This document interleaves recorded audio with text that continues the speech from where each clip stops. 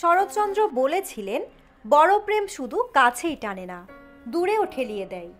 Tollywood তারকা দেব শুভশ্রীর ভালোবাসার গল্পটা তেমনই।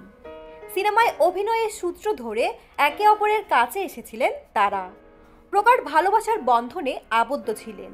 দেব শুভশ্রীর সম্পর্কটা বিয়েতে গড়ানোর কথা ছিল। অনুরাগীরাও অধীর আগ্রহ নিয়ে অপেক্ষায় ছিলেন প্রিয় জুটির বিয়েটা দেখবেন।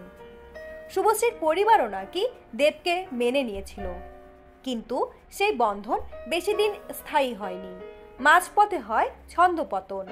কাটা ঘুড়ি আর নাটাইয়ের মতো দুজন আলাদা হয়ে যান। শেষ পর্যন্ত প্রেমটা ভেঙে গেছে। ভাঙার গল্পের আগে গড়ার গল্প আবারও শোনা যাক। দুজনের বয়স কম, একের পর এক সিনেমায় ঝুঁটি বেঁধে অভিনয় করেছেন। দর্শকরা দেব শুভশ্রীর রসায়নে মুগ্ধ হয়ে আছেন। 2009 সালে ঝুঁটির প্রথম সিনেমা চ্যালেঞ্জ নির্মাণ করেছেন রাজ চক্রবর্তী। বলা চলে, রাজ চক্রবর্তীর আশকারায় দুজনের প্রেমের গোড়াপত্তন ঘটে। ছবিটি ব্লকবাস্টার, এরপর আর পিছনে ফিরে তাকাতে হয়নি তাদের। পরাণ যায় জ্বলিয়ারে সিনেমায় কাজ করার সময় দুজনের প্রেমটা জমে ওঠে। সম্পর্কটা পারিবারিকভাবেও গড়ায়। বিয়ের আগেই সম্পর্কটা চুকেও যায়। হঠাৎ কি হয়েছিল দেব শুভশ্রীর?